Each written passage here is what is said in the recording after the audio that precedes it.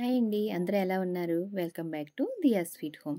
ఈరోజు వీడియోలో చిలకడ దుంపల పులుసు ఎలా తయారు చేసుకోవాలో చూద్దాము. చిలకడ దుంపల్ని మనం ఎక్కువగా కాల్చుకుని తింటాము, అలాగే ఉడకపెట్టుకుని తింటూ ఉంటాం కదా. అలా కాకుండా ఇలా కర్రీ కూడా చేసుకోవచ్చు. చాలా బాగుంటుంది. ఒకసారి తప్పకుండా ట్రై చేసి టేస్ట్ చేయండి. చిలకడ దుంపల్లో చాలా పోషక విలువలు ఉంటాయి. అప్పుడప్పుడు ఇలా కర్రీగా కానీ లేదంటే కాల్చుకునైనా కూడా తింటూ ఉంటే హెల్త్కి చాలా మంచిది. ఇప్పుడు ఒక పావు కేజీ చిలకడ దుంపల్ని తీసుకుని చిలకడ దుంపల్ని పైన మట్టి అంతా పోయే వరకు శుభ్రంగా కడిగి ఆ తర్వాత చిలకడ దుంపల్ని చిన్న చిన్న ముక్కలుగా కట్ చేసుకోవాలి. ఈ చిలకడ దుంపల పైన తొక్కేమీ తీయాల్సిన అవసరం లేదు. ఇలా వీడియోలో చూపిస్తున్న విధంగా ఈ సైజు ముక్కల్ని కట్ చేసుకుంటే సరిపోతుంది. ఇప్పుడు ఈ చిలకడ దుంపల్ని ఇలా కట్ చేసుకున్నాం కదా, ఒక గిన్నెలోకి తీసి పక్కన పెట్టుకోవాలి.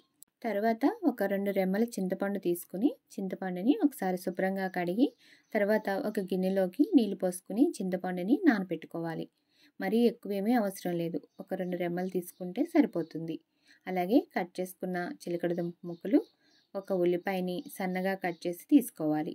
అలాగే ఒక 2-3 పచ్చిమిరపకాయలను కూడా ఈ విధంగా కట్ చేసి తీసుకోవాలి. తర్వాత ఒక చిన్న టమోటాని కట్ చేసి పెట్టుకోవాలి. తర్వాత 2 కరివేపాకు రెమ్మలు, కొంచెం కొత్తిమీరను కూడా తీసుకోవాలి.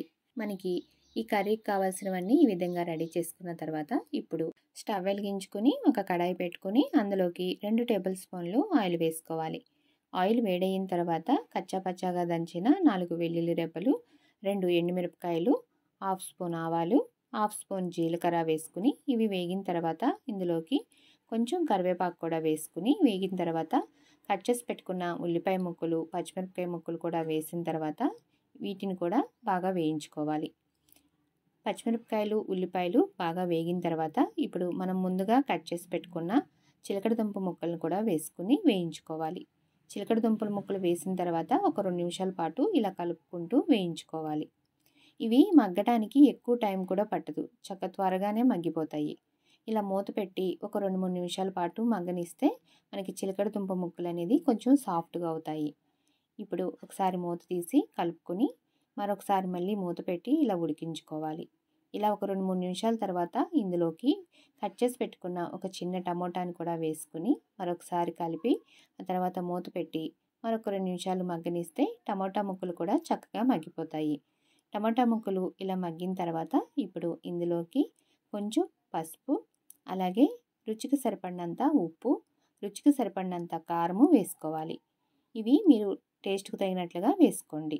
ఇలా కలుపుకున్న తర్వాత ఇప్పుడు ఇందులోకి మనం ముందుగా నానబెట్టి పెట్టుకున్న చింతపండుని రసం తీసుకుని ఆ చింతపండు రసం కూడా వేసుకోవాలి. ఈ చింతపండు రసం అనేది మీరు తినే పులుపుని బట్టి వేసుకోండి.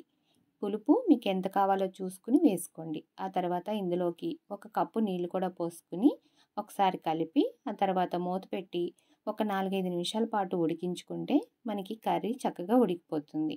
మధ్య మధ్యన మూత తీసి కలుపుకుంటూ ఉండండి. ఈ కర్రీ మనకి రైస్లోకి బాగుంటుంది, అలాగే చపాతీల్లో కూడా బాగుంటుంది. ఇలా ఒక 4-5 నిమిషాల పాటు ఉడికించుకున్న తర్వాత కర్రీ అనేది ఈ విధంగా దగ్గర పడుతుంది.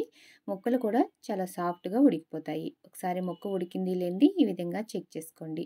చూస్తున్నారు కదా, చిలకడ దుంప ముక్కలు చాలా సాఫ్ట్గా అయ్యాయి కదా. ఇప్పుడు ఇందులోకి ఫైనల్గా కొంచెం కొత్తిమీర కూడా వేసుకుని ఒకసారి కలుపుకొని స్టవ్ ఆఫ్ చేసేసుకొని ఒక సర్వింగ్ బౌల్లో తీసుకుని సర్వ్ చేసుకోవడమే. చిలకడ దుంపలతోటి కర్రీయే కాకుండా చిలకడ దుంపలు ఫ్రై చేసుకోవచ్చు, అలాగే పచ్చడి కూడా చేసుకోవచ్చు.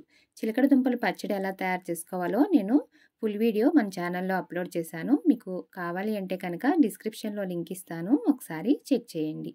అలాగే ఈ వీడియో నచ్చితే కనుక ఒక లైక్ చేయటం మాత్రం మర్చిపోకండి. నా ఛానల్ని ఎవరైనా ఫస్ట్ టైం చూస్తుంటే సబ్స్క్రైబ్ చేసుకుని పక్కనే ఉన్న బెల్ ఐకాన్ క్లిక్ చేస్తే నేను ఎప్పుడు వీడియో అప్లోడ్ చేసినా మీకు వెంటనే నోటిఫికేషన్ వస్తుంది. Thank you for watching.